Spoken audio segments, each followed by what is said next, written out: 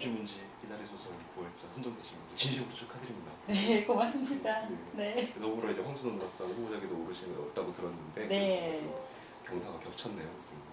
그러게요. 예. 네, 뭐 감사합니다. 이번 그 창비 여름을 실었던 부고라고 하는 소설을 이날의 소설로 선정을 했는데 이 부고를 쓰게 된 동기에 대해서 조금 말씀을 좀 해주셨으면 좋겠습니다. 일단 소설을 시작할 때 제목부터 나왔었어요. 부고라는 제목부터 나왔는데 사실은 개인적인 일이 있었는데 그때 저희 아버님, 시아버님께서 그때 막 돌아가시고 이제 이제는 뭐 돌아가시면서 그 뒤에 일들을 남은 가족들이 다 처리를 하고 그럴 무렵이었거든요. 근데 굉장히 좀 어수선하잖아요. 그리고 저도 사실은 어떤 그 가장 가까운 사람의 죽음을 가까이 경험을 하고 내가 그 곁에서 같이 지켜보고 일들을 해내면서 그러니까 추상적으로 알고 있던 죽음이나 혹은 뭐 이론적으로 알고 있던 죽음과는 다른 죽음에 대한 것들을 많이 가지고 있던 찰나였는데 청탁을 받았어요. 네, 그때 떠오르는 단어 자체가 그냥 부고였던 거예요. 그래서 부고라는 단어에서부터 시작을 했고 또 하나는 제가 가지고 있던 어떤 줄거리들 중에 엄마가 엄마의 죽음을 알리는 장면에 대한 이미지들이 옛날부터 가지고 있었는데 그 장면을 이 소설에서 같이 써봐야 되겠다라는 어떤 그 매치라고 해야 되나요? 그게 이제 시작이 됐어요. 그래서 제목과 첫 장면을 가지고 이야기가 진행이 됐고 이번 부고 같은 경우에는 어떤 장면, 어떤 단어, 어떤 메시지, 어떤 뭐 기교 이런 것들을 다 이렇게 가지고 와서 한번 이렇게 뭉쳤다고 해야 되나요? 네. 그렇게 해서 만들어지게 된 소설이었었어요. 네. 항상 선생님 소설 읽으면서 궁금했던 점이었는데 네.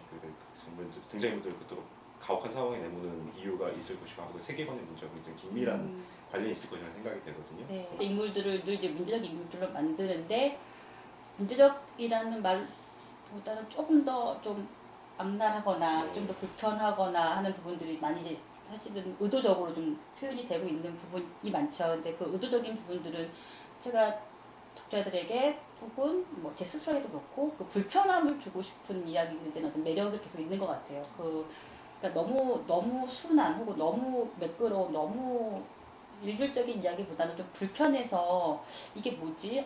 이게 왜 불편하지? 이게 왜 우리가 불편해야 되는 거지? 라고 생각할 수 있는 어떤 그런 느낌들 를 생각하다 보니까 좀 더 좀 불편한 인물들, 불편한 이야기들 자꾸 쓰고 있는 것 같아요. 욕구라고 해야 될까요? 네네. 그 동물적 본성이라고 네. 해야 될까요? 이거 주체하지 못하거나 혹은 그 사건에 사실 그것에 어떤 관련된 부분이 사람을 계속 가혹하고 네네. 서로 가족이 서로를 잡아먹거나 네. 뭐 이런 마치 말 그대로 동물로서 네. 충만한 네. 세계였다라고 생각이 들거든요. 그런데 이번 부고 같은 경우는 그런 동물들이 적인 요소가 없는 것은 아닌데 그렇죠. 그보다는 좀 다른 측면 네. 도식화하는 이제 동물 대 네. 주체, 그러니까 인간, 그러니까 욕구와 욕망, 동물적인 것이 아니라 이제 모델이 있고 네. 그걸 네. 추구하는 네. 인간, 거기에 항상 미달하는 네. 엄마가 이랬으면 좋겠다, 아버지가 이랬으면 좋겠다. 근데 아버지는 실질적으로 자기 뭔가 이렇게 제도나 관습에 철저하게 생각 맞춰가지고 자식들을 이해하고 있는 사람이 그게 오히려 상처로 작용하면서 이 부고의 스토리에서 이 주인공을 끝없는 네. 네. 상처로 내는 네. 게 되고 있거든요.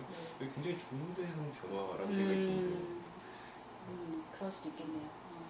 되게 어려운 질문이네요. 근데 생각을 해보면, 그러니까 결국 제가 가지고 있었던 거는 사실은 좀 어려운 질문이신데도 불구하고 좀 바보 같은 답인지 모르겠는데 제 안에서 사실 그게 별반 다르지 않은 것 같처럼 느껴졌던 것 같아요. 왜냐하면 그것이 어떤 결국에 그 동물성이 더 드러난 욕망의 욕구가 더 드러난 인물들이나 그거를 감추고 있지만 결국에는 상처를 주고 그걸 드러내는 인물이나 결국에는 뭐랄까 그 폭력성이라는 부분이거든요. 그러니까 주먹질을 해서 때리고 맞고의 아픈 폭력 혹은 피해자 가해자가 폭력이 가능하지만 그런 거 없이도 똑같이 내상, 그러니까 최근에 조영민 시인의 기억의 행성에 보니까 모든 상처는 다 내상이 되고 마는 걸까라는 구절이 있더라. 그런 것처럼 모든 상처가 그 결국엔 그 원인은 폭력성인 건데 그것이 어떤 눈에 보이는 이미지적인 폭력인 것이냐, 어떤 내재적인 것들의 문제인 것이냐에 대한 생각을 아마 하게 되지 않았을까 싶기도 해요. 그리고 어떤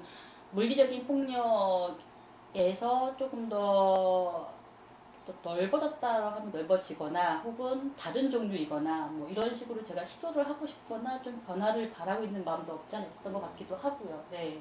제가 쓰고 싶은 소설이 정말 단순히 거칠고 폭력적이고 정말 인간으로 생각할 수 없는 파행적인 일들, 사건들에만 국한된 게 아니라 결국 제가 아우르고 있는 건 인간의 상처, 아픔, 우리가 귀 기울여야 할 혹은 햇빛을 덜 받는 사람들에 대한 이야기라는 어떤 그런 사고의 확장으로 가고 싶어 하는 욕심도 있는 것 같아요. 그래서 뭐 아직 다 지금까지 발표한 것들이 다 완결성이 뭐 뛰어나진 않지만 완결성이 많지는 않지만 그래도 지금쯤이면 좀 바뀌거나 좀 더 넓어지거나 좀 더 포용적이거나 이것이 어떤 내가 그동안 써왔던 것을 배제하고 좀 더 부드러워지겠다 유해지겠다의 개념은 아니고 같은 어떤 맥락이겠지만 좀 다른 방법이거나 다른 아까 얘기했던 좀 넓어지는 세계에 대한 이야기거나 하고 싶어요.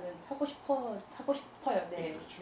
네. 김희서 선생님의 소설에서 나오는 이 가혹한 세계가 현실적으로 뭐 보편적인 경우 되게 어렵지 않느냐 그러면서 일종의 뭐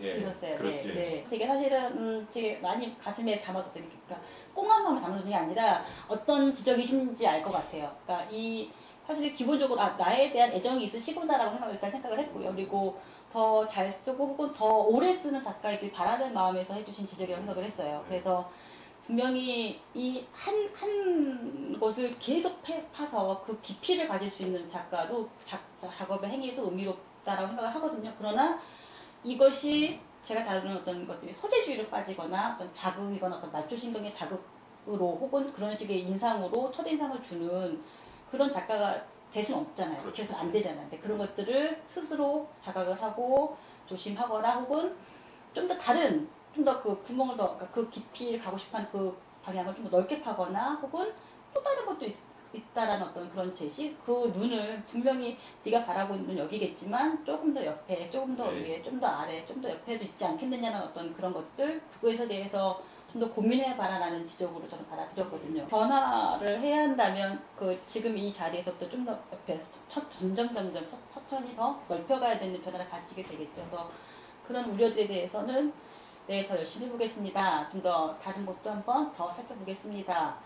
제 색깔을 유지한 채 한번 해보겠습니다라는 뭐 답변을 드리고 싶기도 했었어요. 그래서 네. 아주 자연스럽게 맨 마지막부터 여러분이 주신 말씀이 나온 것 같은 느낌이 네. 드는데 소설을 발표할 때 굉장히 고민을 되게 많이 했었어요. 네, 그게 뭐 개인적인 일 때문에 힘들어서일 수도 있었고 이 소설을 쓰면서 내가 이 소설을 계속 쓸 때 어떻게 써야 되느냐, 어떤 아까 말씀 방향으로 가야 되느냐에 대한 고민을 한참 하고 있던 때였거든요. 그래서 이렇게 힘겹게 쓴 단편 사실은 흔치 않았었고 발표를 하면서도 되게 흡족하지 못해서 속이 많이 상한 채 발표를 했던 소설이었는데 이렇게 또 좋은 소식을 전해주셔서 너무 감사하고 사실은 좀 더 잘 쓸 걸이라는 생각도 많이 들고요. 근데 여하튼 뭐 감사드리고 네, 뭐 잘 읽어주십시오. 고맙습니다. 부족한 질문에 성실성의껏 답변해 주셔서 정말 감사드립니다. 네. 긴 시간 동안 수고 많으셨습니다. 고맙습니다. 좋은 작품 앞으로도 많이 볼 수 있으면 좋겠습니다. 네, 고맙습니다.